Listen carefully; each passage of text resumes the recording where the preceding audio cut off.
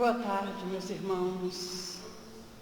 Sejamos todos muito bem-vindos a esta casa que é de todos nós, é o nosso porto seguro, é onde nós buscamos aprendizado, nós buscamos convivência, buscamos o saber das leis de Deus e o amparo da espiritualidade. Que a paz e o amor do Mestre Jesus se façam nesse ambiente e que possa envolver a cada um de nós, todos nós, encarnados e desencarnados, e que fique conosco para sempre. Vamos dar início com a leitura. Hoje nós vamos ler Na Cura da Alma, de Lúcia Cominato. Caminha e serve por amor. Agora precisa dos óculos, né? Servindo de boa vontade, como sendo ao Senhor, e não aos homens.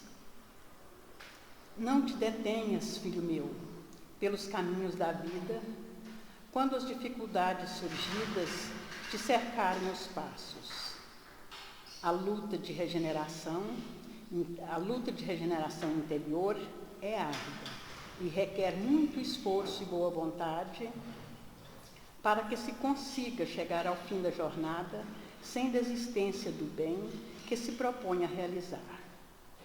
Embora te acredites munido de boa vontade, inúmeras dificuldades bloqueiam o teu esforço. Incompreensões alheias, problemas familiares, doenças, exigências de trabalho, preocupações constantes. Tudo isso, porém, são interferências surgidas de tua vida para testar-te a firmeza de propósito.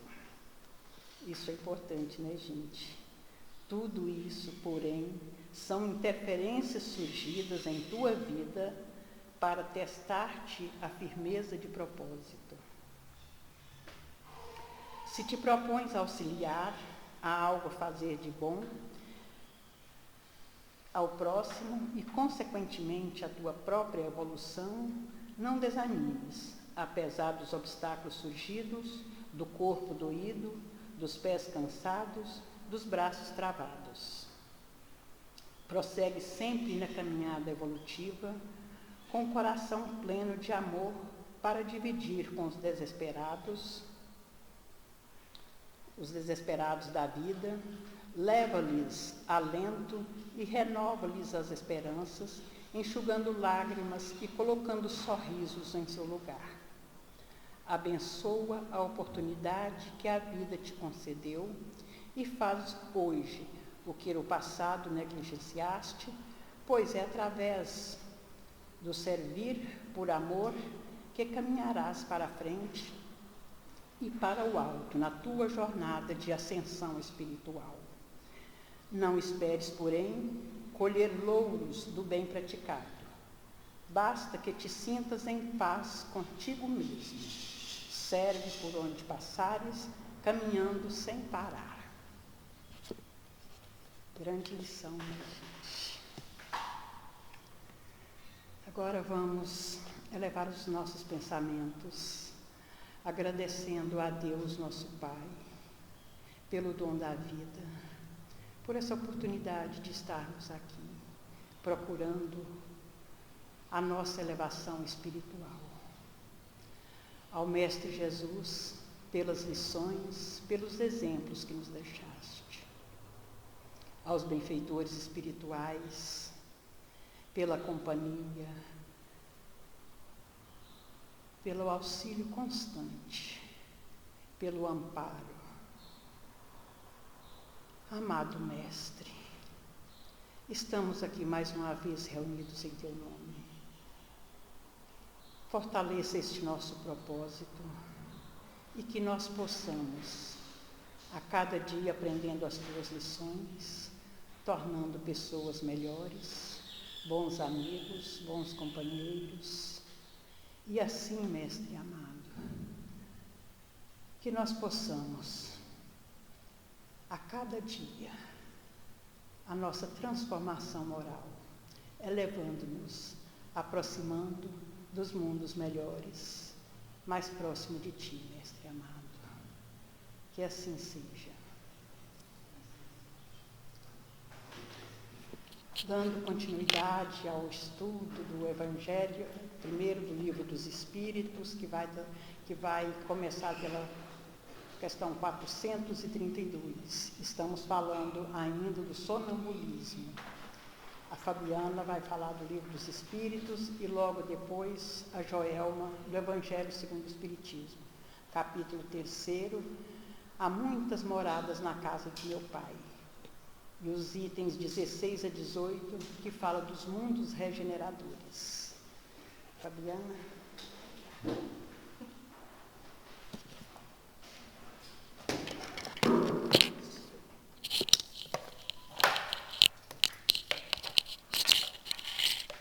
Boa tarde, meus irmãos. Porque está desligado o som. Você liga, Joelma? Está desligado o som do chorãozinho. Boa tarde a todos. Que a paz do Mestre Jesus se faça em nossos corações e que a espiritualidade benfeitora nos ilumine, nos auxilie. Dando continuidade ao estudo do Livro dos Espíritos, nós estamos no segundo livro, no capítulo 8, Emancipação da Alma. Quando a gente fala em emancipação da alma, os assuntos ficam meio confusos. Por quê? Porque quando a gente fala do sono, do sonho, da dupla vista, do êxtase, do sonambulismo, tudo se trata o quê?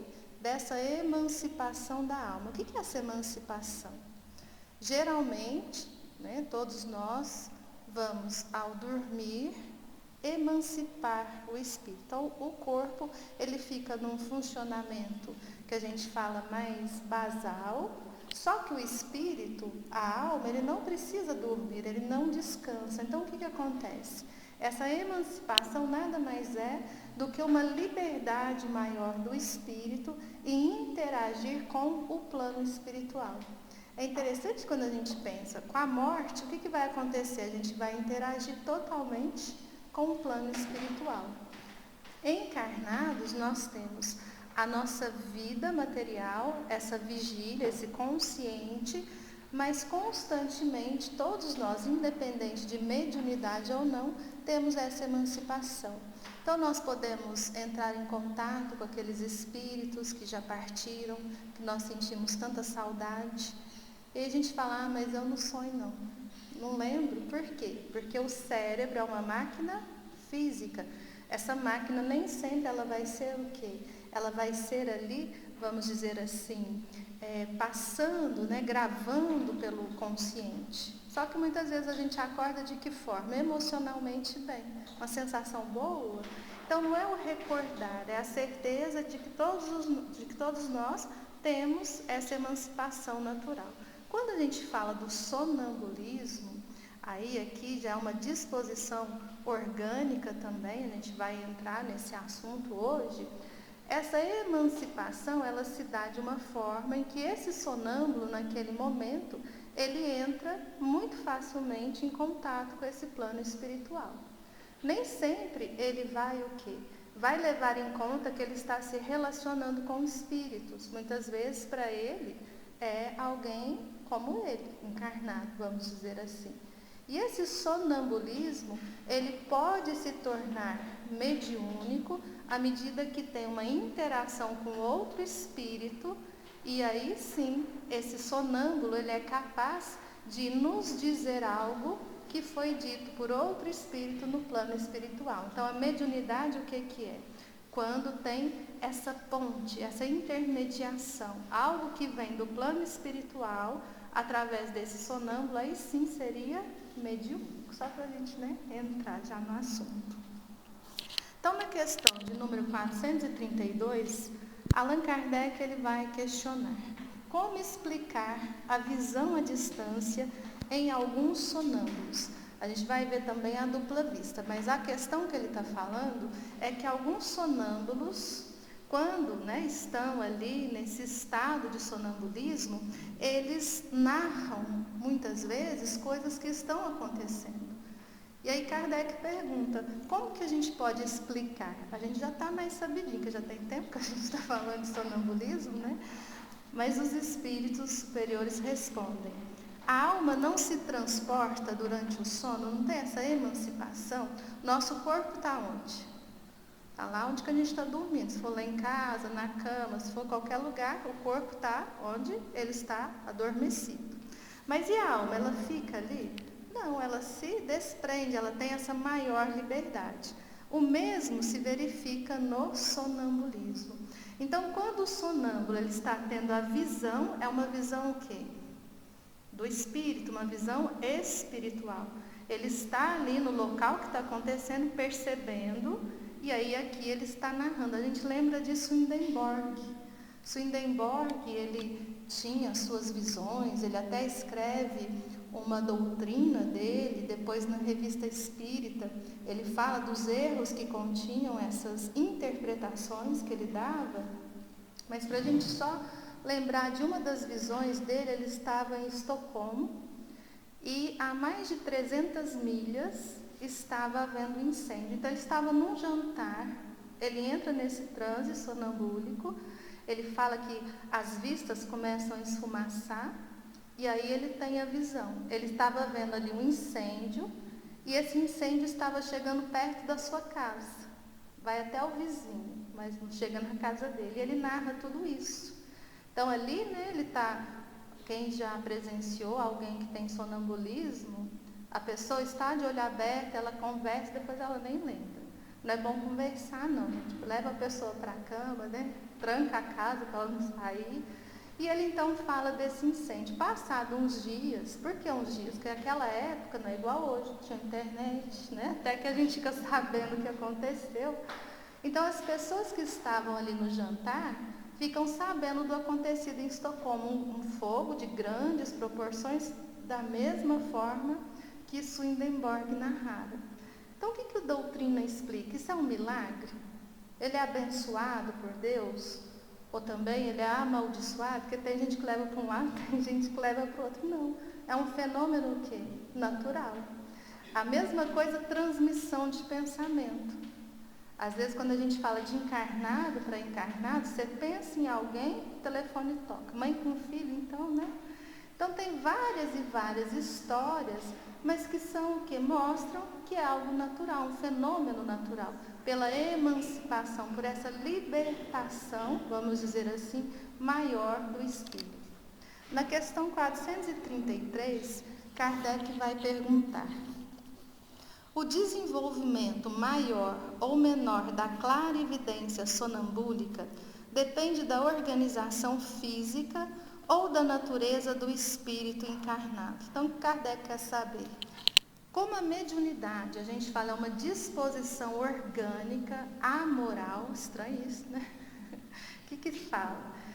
Quem é médium ostensiva, que a gente está falando de uma mediunidade ostensiva, quem tem evidência, clarividência, quem tem psicofonia, psicografia, já nasce com uma disposição no organismo físico. Hoje, as pesquisas mais recentes, elas vão trazendo ali a nível de sistema nervoso central, já se descobrem algumas áreas que não se tinha muito ali noção, mas que hoje faz uma ponte com algo desconhecido. É interessante. Tem uma pesquisa nos Estados Unidos com alguns médiuns aqui do Brasil de psicografia. Então foram convidados, se não me engano, depois eu vou trazer a fonte da pesquisa, que é bom falar, né? Mas ali são 6 médiuns de psicografia, eles saem do Brasil, chegam nos Estados Unidos, vão direto para um hospital, e nesse hospital onde se realiza ali a pesquisa, eles são submetidos primeiramente a uma redação. Então coloca toda aquela aparelhagem que vai mapear o cérebro, e ali eles vão desenvolver uma redação. A pesquisa, o resultado é enorme, mas o básico para nós. Quando os médiuns fazem a redação, as áreas que são ativadas, tem a área o quê? Ali da memória, tem aquela área em que você usa muito da criatividade.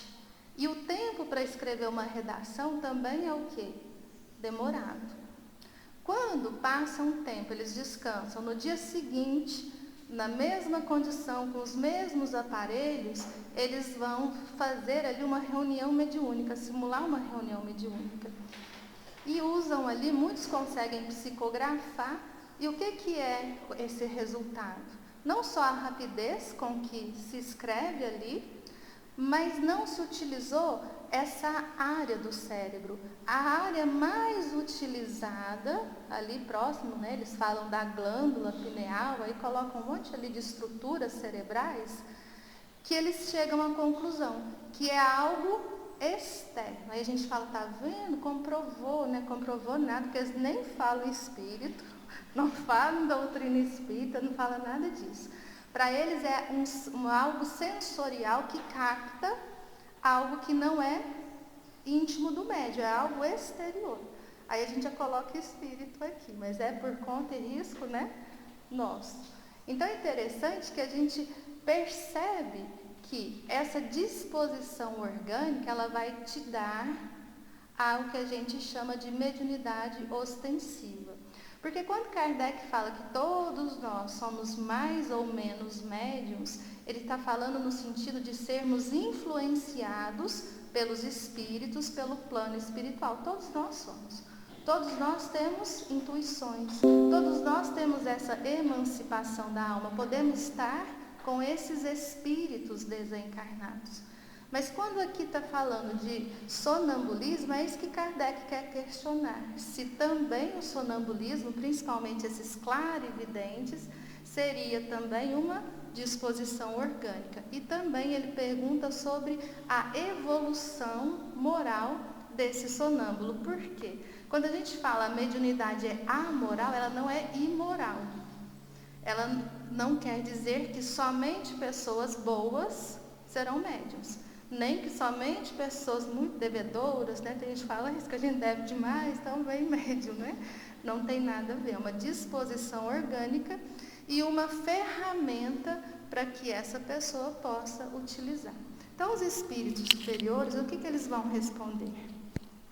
De uma e de outra.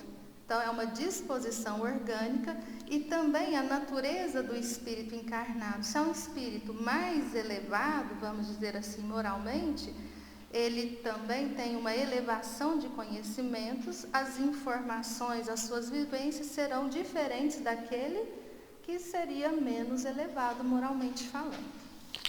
Há disposições físicas que permitem ao espírito libertar-se mais ou menos facilmente da matéria. Então a gente percebe que também o sonâmbulo, ele tem essa disposição física, orgânica. Então todo sonâmbulo é médium? Será? Não. Por quê? Porque se, vamos pensar, aquela pessoa tem sonambulismo, ela entra em contato com o plano espiritual, é diferente de nós? A gente não entra em contato com o plano espiritual todas... A gente fala à noite que geralmente, antigamente, a gente dormia à noite, né? Hoje o pessoal está trocando, mas quando a gente dorme, a gente tem esse desprendimento. Se ele não traz nenhuma informação, então ele não está o quê? Sendo esse elemento mediúnico, não está ligando o plano espiritual com o plano material. Então ele pode passar a vida inteira ali, tendo, né, os seus, vamos dizer assim, aqueles estágios em que anda, conversa, mas que ele não vai trazer conhecimento. A Joelma, semana passada, lembrou de um caso que está no livro dos médiuns, que o rapaz entrava em contato, ele percebia ali as doenças das pessoas, mas quem trazia a cura para essas doenças era um espírito de um médico. Então, o que acontecia? Nesse sonambulismo dele, ele também era o quê? Médium, porque ele trazia informações de alguém do plano espiritual para que fosse realizada no plano material. Então há o quê? Uma conjuntura, porque às vezes a gente é sonâmbulo e percebe alguma coisa, mas a gente não tem conhecimento, não tem como a gente também o quê? Passar esse conhecimento. Aqui a gente não está falando do médium, a gente está falando só do estado de sonambulismo. Na questão 434, acho que vai dar para fazer, né? Kardec pergunta: as faculdades de que o sonâmbulo desfruta são as mesmas do espírito após a morte?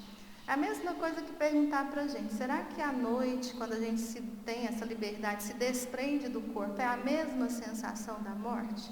Vocês já ouviram muita gente falando que todos os dias a gente morre?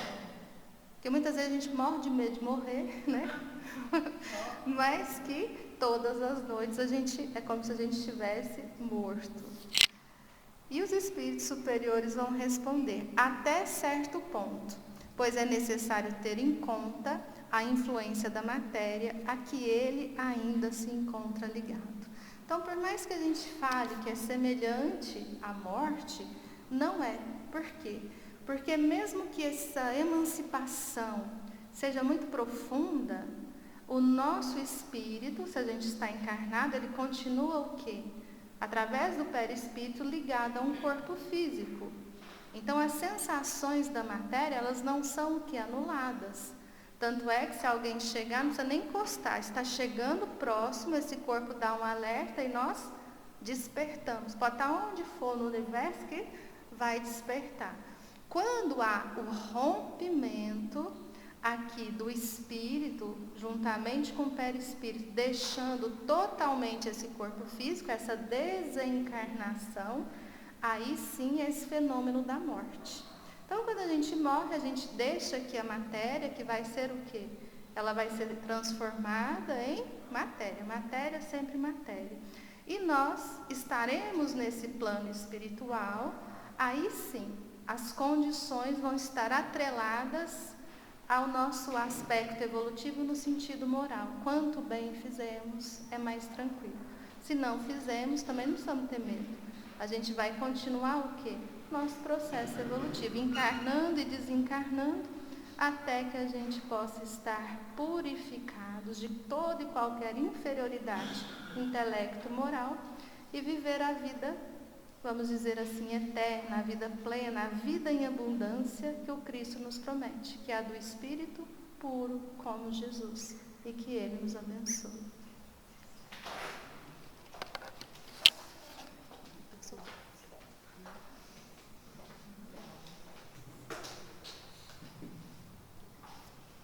Boa tarde, meus irmãos.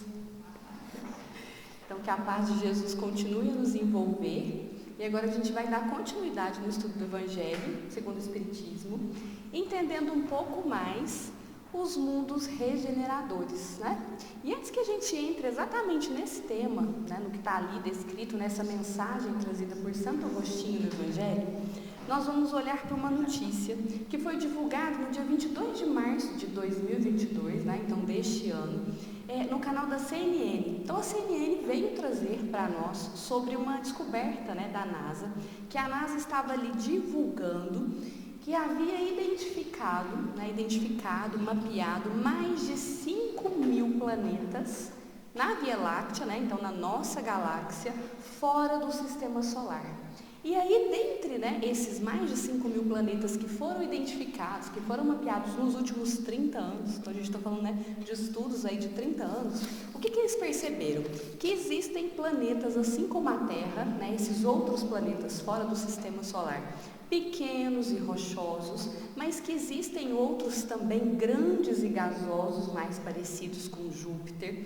Chamaram também, né, das super-terras, que seriam mundos rochosos, mas bem maiores que a Terra, mini-Júpiteres ou Júpiteres quentes, que eles perceberam ali, outros planetas com a característica de Júpiter, mas que ficam circulando mais próximo ali à estrela daquele sistema solar, e aí por isso, né, de Júpiter quente, e eles foram percebendo então essa diversidade dessas características desses planetas. E aqui é interessante a gente observar que nós estamos falando apenas ainda mais de 5.000 planetas fora do sistema solar, mas a gente ainda está falando só da nossa galáxia, né? E a estimativa é que o nosso universo tem mais de 100 bilhões de galáxias. Olha que interessante. Então aqui a gente vai observando esse avanço da ciência, né? Nesse entendimento e nessa busca do universo. E aí é interessante a gente trazer agora a fala de um cientista, né? Então, tem o Alexander Wolfskin. Ele é o principal autor desse artigo. Ele foi um dos primeiros, né, um dos pioneiros lá atrás, há mais de 30 anos, que começou a identificar esses planetas fora do sistema solar. E aí ele traz nessa reportagem da CNN o seguinte: na minha opinião, na opinião dele, é inevitável que encontremos algum tipo de vida em algum lugar. A fala dele, que está estudando, que não tem nenhuma ligação com religião. Mas aí, qual que é a visão dele, um homem de ciência, né? Ele acha que provavelmente vai ser algum tipo de vida mais primitivo. Essa é a leitura, esse é o entendimento que ele tem. E o que está sustentando, né, para ele essa percepção? Essa descoberta, né, que tem sido feita aí desses planetas fora do sistema solar, com características próximas, né, os que nós temos aqui no nosso sistema solar, mas também a identificação ali entre a conexão, né, da química, das moléculas que dão a vida aqui na Terra, com essa química que foi encontrada no universo, em vários pontos que essas sondas, que esses telescópios conseguiram já captar. Então isso vai trazendo, né, uma questão de que parece ser que, né, em questão de tempo, a identificação e a descoberta de vida em outros planetas. Esse é o caminho que a ciência está fazendo, mas é interessante porque a ciência está caminhando justamente ao encontro, convergindo com o tema do nosso estudo, que é há muitas moradas na casa de meu pai. E é interessante que Santo Agostinho, ele começa então a mensagem, no item 16, falando justamente sobre esse aspecto. Então ele começa falando assim para nós: entre essas estrelas que cintilam na abóbada azulada, quantas delas são mundos como o vosso, designados pelo Senhor para expiação e provas? Mas há também entre elas mundos mais infelizes e também melhores, como há mundos transitórios que podemos chamar de regeneradores. Então, o que a gente vai percebendo? A ciência vai caminhando com as suas descobertas, mas a gente já tem, né, boa parte dessas informações e até esse entendimento. Então, quando nós olhamos para o céu à noite, o que a gente pode, talvez, né, tentar captar, tentar perceber? O que Santo Agostinho ele está aqui nos falando. Que ali, então, nessa imensidão, vários mundos inferiores, como é o caso da Terra, o mundo de expiação e provas. Então a gente vai entender esses mundos inferiores como os mundos primitivos.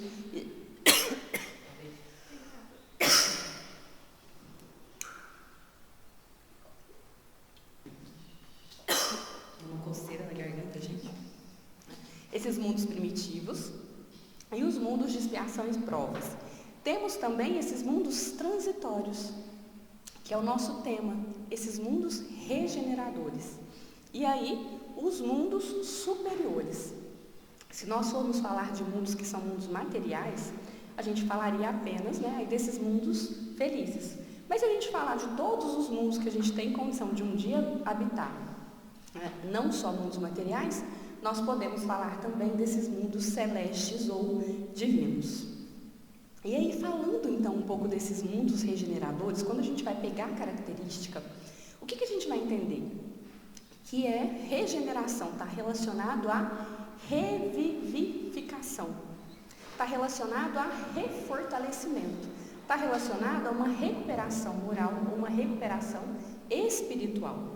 E é justamente essa a proposta desses mundos regeneradores. O que Santo Agostinho vai falar para nós? Que se a gente fizer uma comparação com a Terra, que é um mundo de expiação e provas, esses mundos regeneradores, esses mundos transitórios, eles podem ser considerados mais felizes do que a Terra, porque eles representariam para nós, então, a calma depois da tempestade. Aquele período de convalescência, de recuperação, após ali uma doença cruel. Por quê? Porque esses mundos, apesar de ainda serem materiais, então são mundos materiais regidos pelas leis da matéria, mas uma matéria diferente da matéria que nós encontramos aqui na Terra, nós vamos perceber aí a necessidade, então, para reencarnar não, né, quando nós formos, né? Para encarnar nesses mundos, a necessidade ainda de um corpo físico, mas também um corpo físico que vai ser diferente, que vai ser compatível com a nossa evolução, com a evolução do espírito que já tem condição de estar ali em um mundo de regeneração e um mundo regenerador. E aí nós vamos percebendo que há ali então as vicissitudes da matéria, sim, mas completamente diferente do que nós experimentamos aqui. Porque muitas vezes o que a gente experimenta aqui é uma angústia, né? Então é pungente angústia e muitas adversidades, muitas vicissitudes. E nesses mundos regeneradores nós teremos ali as provas, teremos sim as nossas provas. Por quê? Ao adentrarmos, ao estarmos nestes mundos, nós não seremos espíritos perfeitos, de forma alguma. Nós ainda estaremos na nossa caminhada. Mas, estando ali, nós já não teremos as expiações. Então, nesses mundos de regeneração, não é necessário mais expiar, ou não acontece expiação do passado. E aí, Santo Agostinho diz assim: todas aquelas almas que se arrependeram têm então a possibilidade de estar nestes mundos. Porque são mundos em que, o que a gente vai experimentar? A ausência do ódio.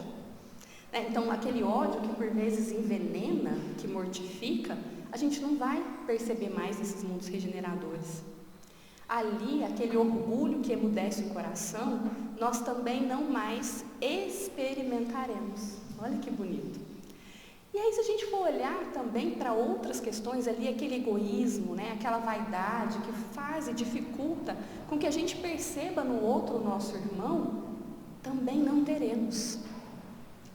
A condição é diferente, sem esses vícios muitas vezes que sufocam, que trazem tantos sofrimentos e que nos trazem tantas dores. Agora vamos imaginar então esse mundo de regeneração, meus irmãos. O que a gente tem de informações? Nós sabemos que são mundos em que não há crime, em que não há corrupção, em que não há miséria, em que as pessoas não passam fome. Existem diferenças entre umas pessoas e outras? Sim, a diferença é do progresso moral e intelectual e do esforço que cada uma fez e continua fazendo. Mas a igualdade, ela passa então a reger ali as relações entre as pessoas. Cada um vai cumprir o seu dever. Ninguém vai dar um jeitinho, né, de deixar de fazer a sua parte. Não, todos vão cumprir os seus deveres e então respeitarão também o direito do outro. Isso para nós já seria o quê quando a gente compara com a Terra? Isso para nós já seria uma felicidade tamanha, não é?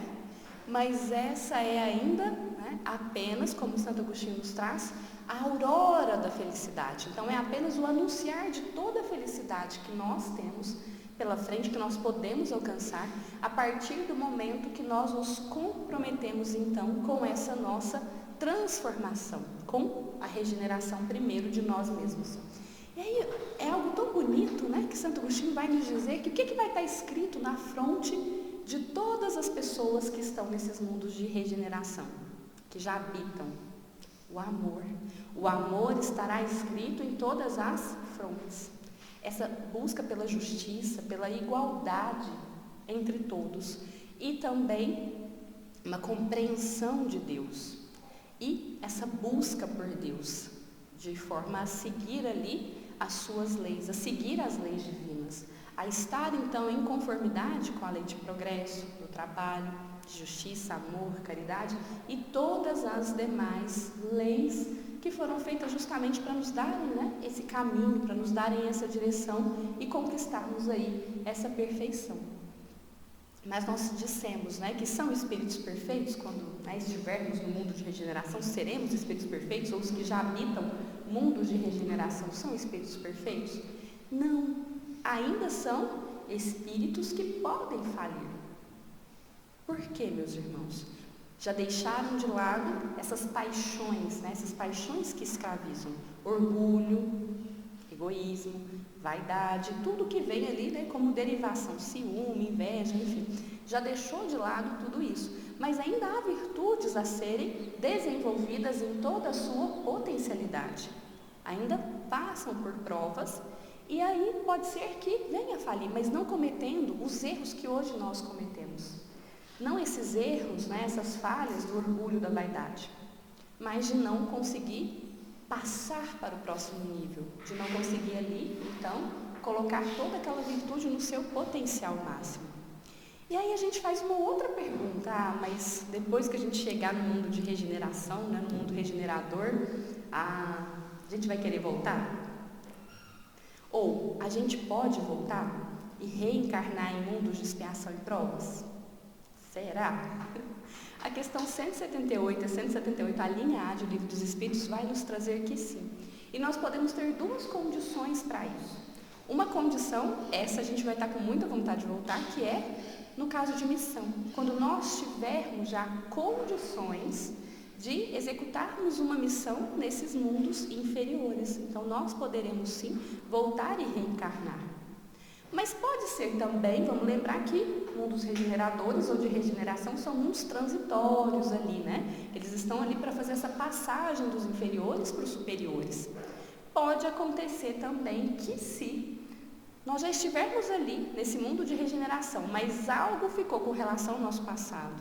Então, algo a expiar com relação ao nosso passado, o que vai acontecer?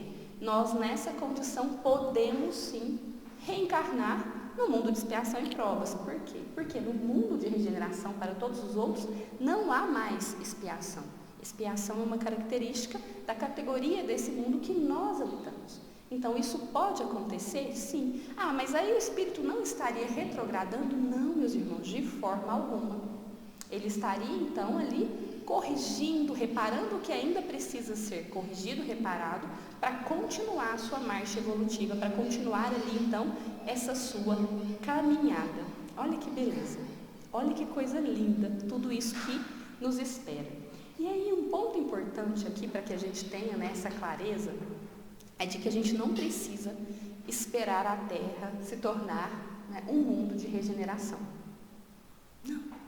Porque habitar um mundo, né, regenerado, de regeneração, é algo particular de cada um de nós. Cada um de nós pode ter essa condição em um tempo diferente uns dos outros, porque depende do nosso próprio esforço. Depende do quanto hoje nós já trabalhamos para combater tudo isso que hoje nos impede de adentrar em um mundo de regeneração. O quanto nós já empenhamos ali essa busca pela humildade, o quanto nós já empenhamos ali essa busca por praticar o amor e praticar também a caridade em toda a condição, em toda a situação que nós pudermos. Depende de cada um de nós. Então não é uma espera, né? Porque às vezes a gente vai ficar esperando, falar, não, mas eu vou habitar a terra regenerada. E a gente fica na expectativa. Mas o que vai acontecer, meus irmãos? Se a terra caminha e ela tem condições de se tornar um mundo de regeneração e nós não acompanhamos essa evolução, o que vai acontecer? Aí a gente vai lembrar lá da parábola do joio e do trigo, né? O que acontece? Na parábola, o que acontece com o joio ali, que pode representar essa rebeldia em estar em conformidade com as leis divinas, em seguir os valores morais, em caminhar na nossa própria evolução? Porque vamos lembrar, o joio não dá fruto, o trigo dá fruto, né? Então, se a gente não tiver essas boas obras, o que pode acontecer? O que no final da parábola é dito? Então, o Senhor daquelas terras, ele vai dizer ali, né, para os seus trabalhadores, para deixar o trigo e o joio crescerem juntos, para não ter risco de cortar erroneamente o trigo, porque o trigo e o joio parecem muito, a diferença é essa, que o trigo dá fruto e o joio não. E quando, né, já estiver ali no momento da colheita, da ceifa, ele vai dizer aos ceifeiros para atar primeiro o joio aos feixes ali e jogar ao fogo, queimar. E aí a gente começa a ficar preocupado, mas como assim, gente?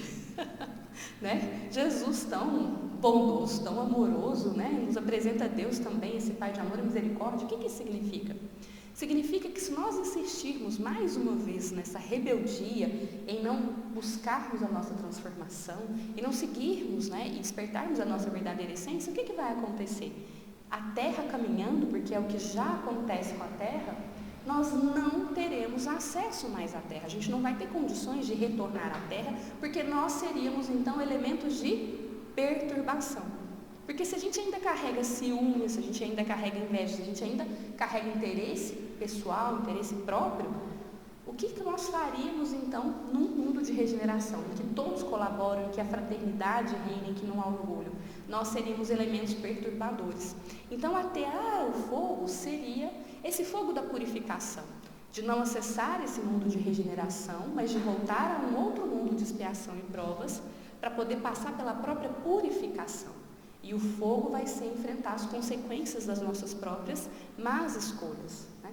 Da nossa resistência, da nossa relutância em continuar fazendo mais do mesmo. Porque o arrependimento que Santo Agostinho fala, né, dessas almas que se arrependeram, que estão então em mundo de regeneração, que arrependimento é esse?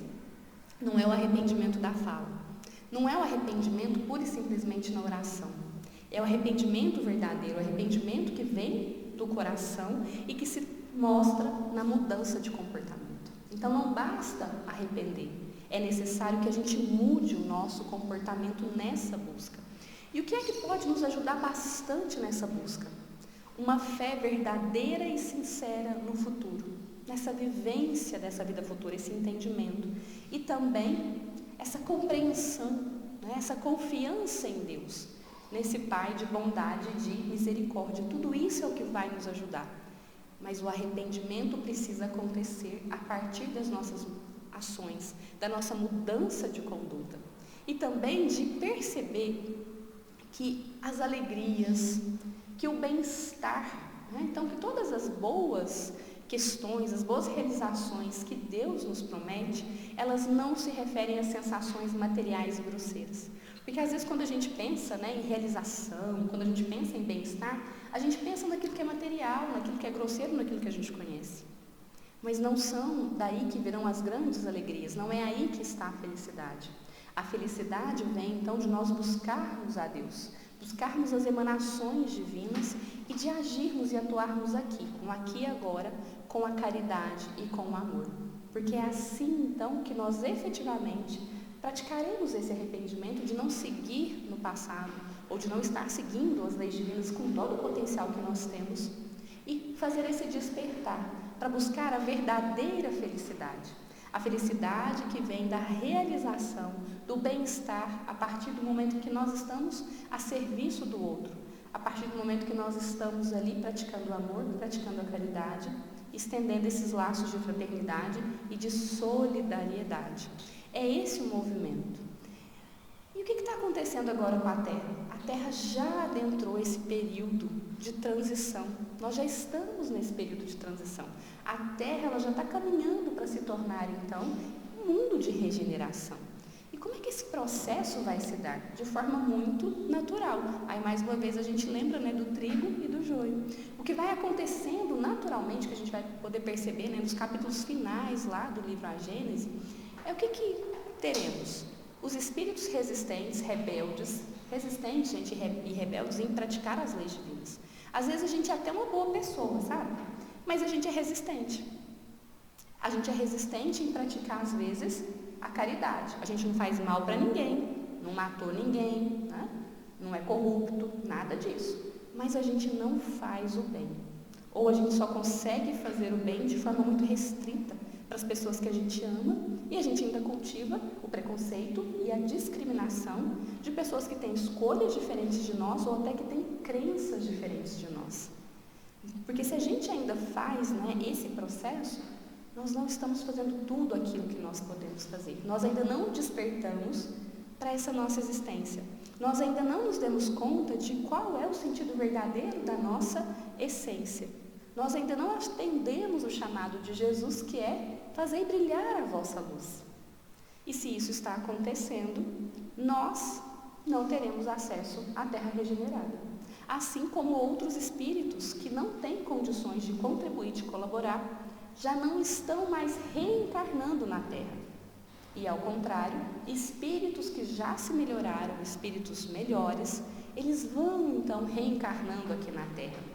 E no decorrer dos anos, o que vai acontecer?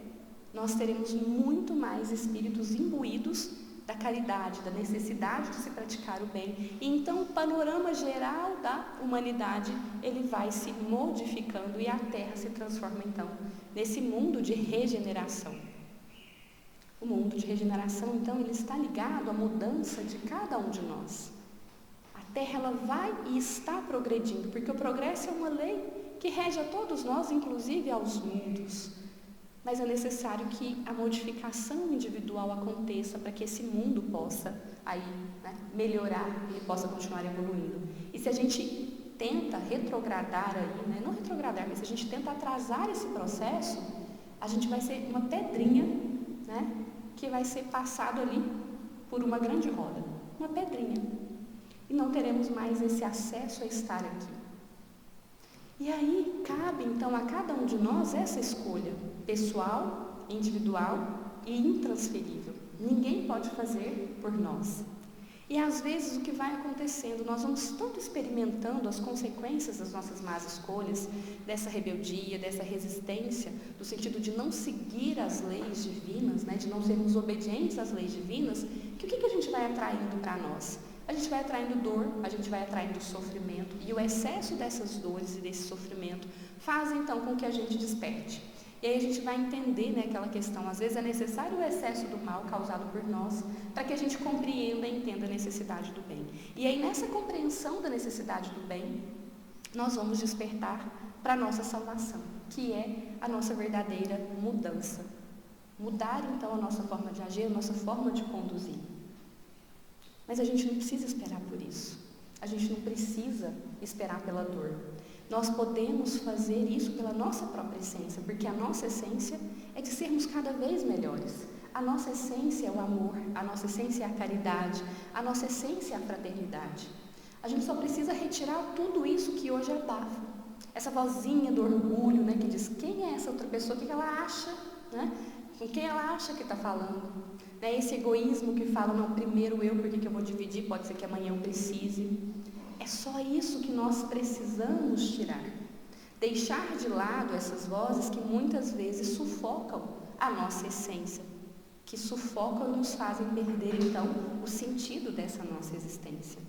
E a partir do momento que nós escolhemos o amor, que a gente escolhe ver e perceber o outro verdadeiramente, porque no mundo de regeneração, todos se veem, se compreendem e conseguem se respeitar. E muitas vezes aqui a gente até vê o outro, mas a gente não entende, não compreende, não consegue se colocar no lugar dele e parte para o processo de julgamento, sem entender o que se passa ali com o outro. Mas a partir do momento que a gente faz esse exercício de ver, de compreender, de enxergar e respeitar o outro, vai ficando mais fácil para nós. A nossa essência naturalmente vai sendo despertada. E a gente consegue fazer escolhas melhores, não pensando na satisfação passageira que a matéria pode nos oferecer, mas na realização verdadeira de todo o potencial que nós temos aqui e que é o que traduz e que vai nos garantir essa felicidade.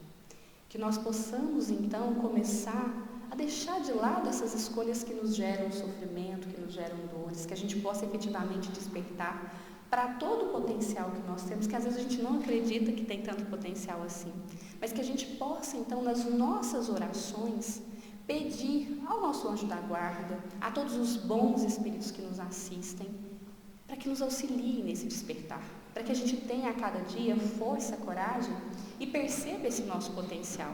E que nas pequenas escolhas de cada momento da manhã, da forma como a gente trata um familiar, da escolha que a gente faz entre entender uma necessidade nossa e uma necessidade do outro, nessas pequenas questões, a gente possa então praticar essa mudança, a gente possa então fortalecer, a gente possa renovar, a gente possa revivificar em nós o sentido de estarmos aqui e efetivamente quem nós somos. Nós somos filhos de Deus, criados à sua imagem e semelhança.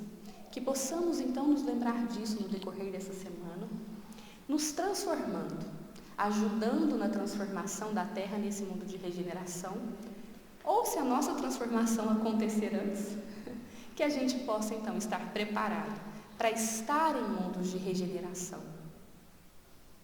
Que Jesus abençoe a cada um de nós nessa caminhada e que possamos fazer com que a nossa luz brilhe cada vez mais.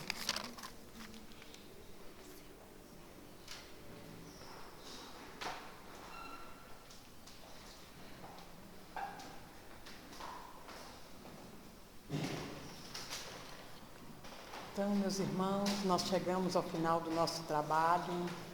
Os passistas podem se posicionar para o passo coletivo.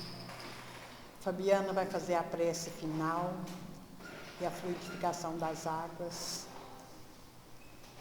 E que todos nós tenhamos uma boa semana, com muito trabalho, mas com muita alegria também.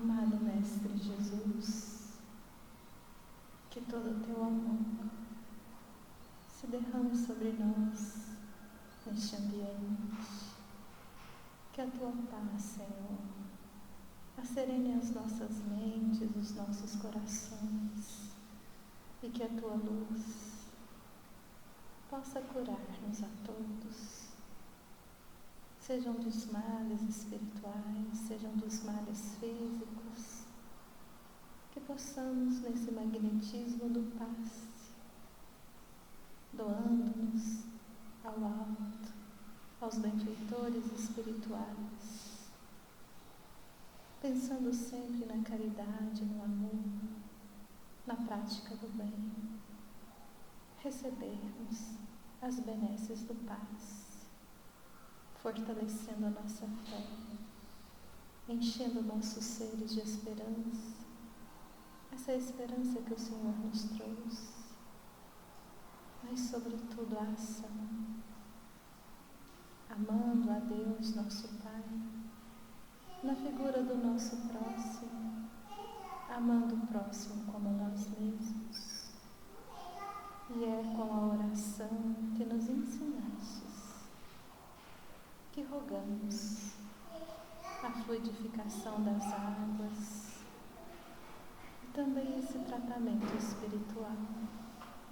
Pai nosso que estais no céu, santificado seja o vosso nome. Venha a nós o vosso reino. Seja feita a vossa vontade, assim na terra como no céu. O pão nosso de cada dia dai-nos hoje. Perdoai as nossas dívidas, assim como perdoamos aos nossos devedores. E não nos deixeis cair em tentações, mas livrai-nos, Senhor, de todo mal. Que possamos nesse instante, meus irmãos, ouvirmos a voz do Cristo a nos dizer: vinde a mim, todos vós que estáis cansados, sobrecarregados, e eu vos aliviarei. Fiquemos com Cristo Jesus, que Ele nos abençoe. Assim seja.